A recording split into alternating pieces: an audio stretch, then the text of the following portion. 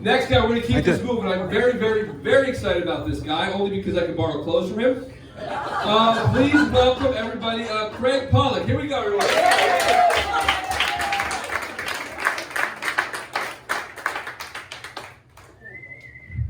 Thank you, Kyle. I just want to set the bar before I get started and say, coming up here and doing stand-up is like having sex for me.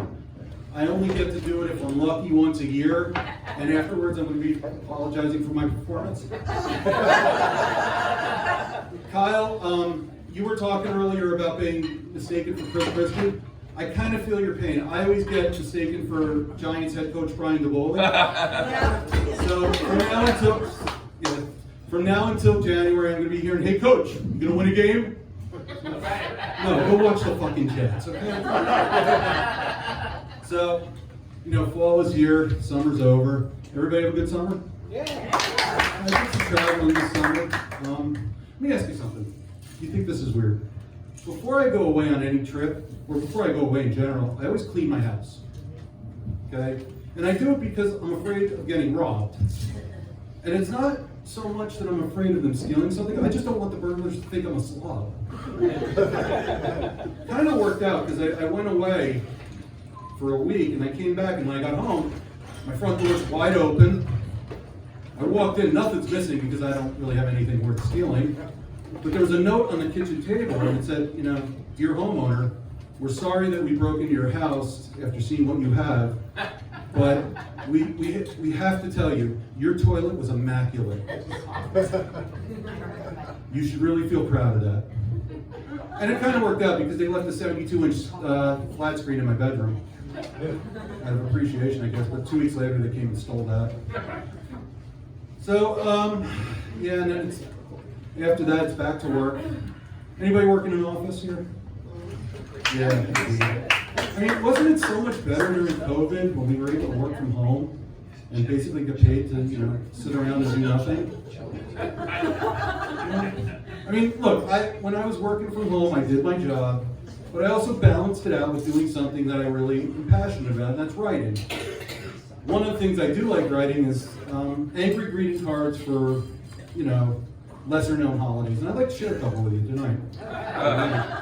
One right here. So, all right, this one.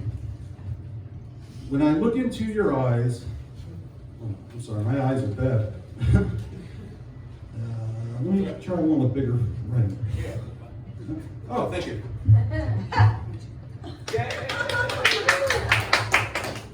See, this is why I gave you the disclaimer earlier about me not being phony. So, when I look into your eyes, my feelings get stirred up. I never would have married you if I didn't knock you up. But don't you dare be mad at me. And for Christ's sakes, don't start to blubber. We can always blame your church for making it a sin to wear rubber. Happy Arbor Day.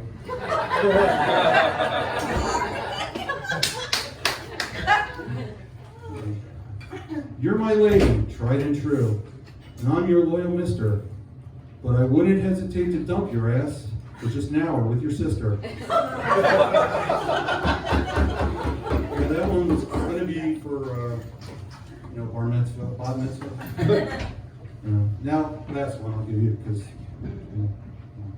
today's a special day for you. I know you're feeling blessed. Took 16 years to find out. I failed the DNA test. Feliz quinceañera.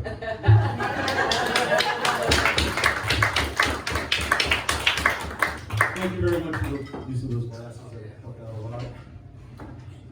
Couldn't tell by the laughs, but anyway. So I'm also single. A lot of single people on stage tonight. I'm also a veteran, and the reason I tell you that is because dating over 50 is really tough, so you have to find sites and whatnot with people that share your interests. So I found one, it's called militarycupid.com.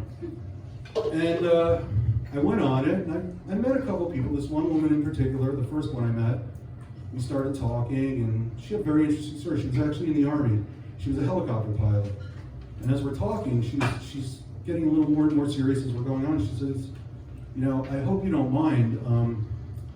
my chopper went down and I lost my legs. Is this going to be a problem for you? And she sent me a picture, and I looked at the picture and I said, no, it's not your legs I'm after.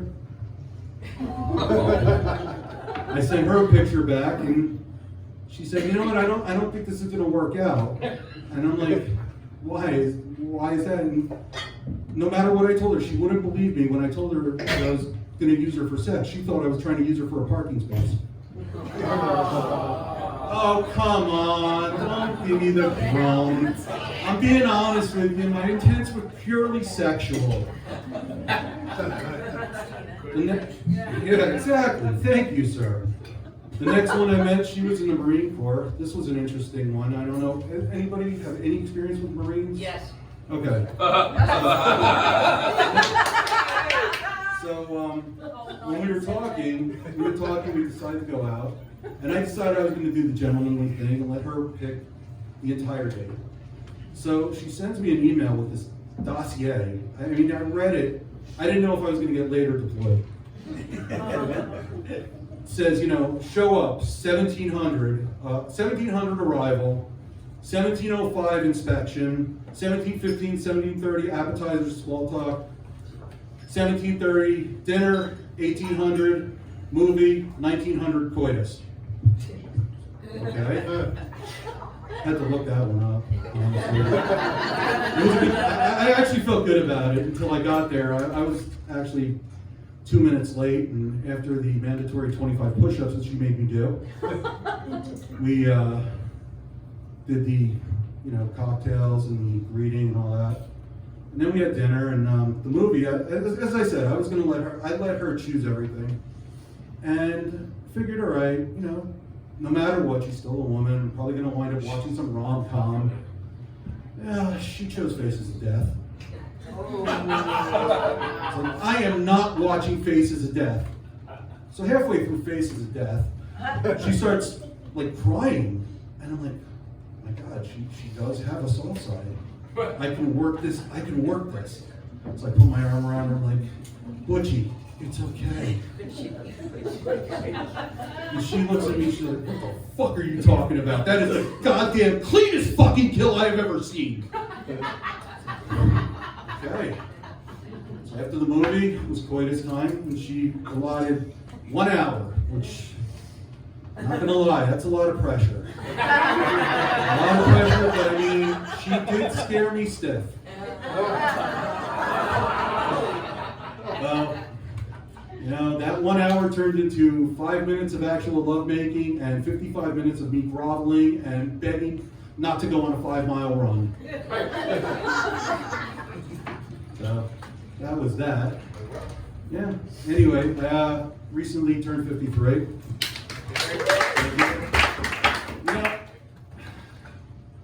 Birthdays aren't what they used to be for when you get older. I mean, you expect a party, you expect people to care. And one thing that became popular during COVID was the drive-by birthday parades, right? So I was thinking maybe I'll get a drive-by birthday parade.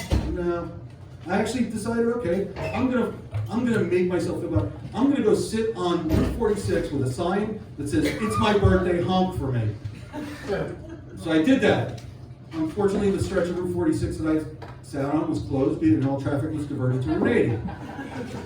So after that, I went and got myself one of those Carvel ice cream cakes, otherwise known as Sadness in a Box. I mean, if ice cream had if sadness had a form, a physical form, it would be the Carvel ice cream cake for one. And that's what I got. I was in there. The guy said, "You want me to write anything on this?" I was like, it surprised me.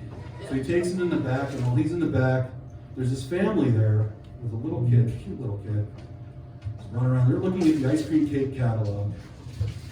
Yeah, a catalog. Okay. I guess round and sheep were not enough options for people, so they had to make a catalog. So this kid is excited. He's like, "I'm getting a Fudgy whale cake. I'm getting a Fudgy whale." He's like, "Hey, mister, are you getting a Fudgy whale cake?" I was like, "Nah, kid, I'm getting Gooey the Minnow."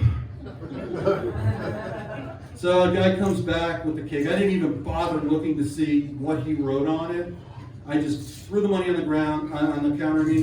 walked out, got home, had my birthday lonely man dinner. Then I opened up the cake box and said on there, "I'm screwing your girlfriend. Surprise!" Joke's on you, ice cream man. I don't have a girlfriend. You're like me now.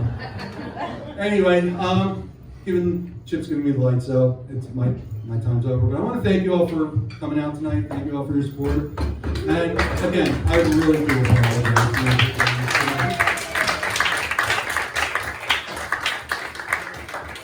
Great applause, everyone. Thank you for your service, sir.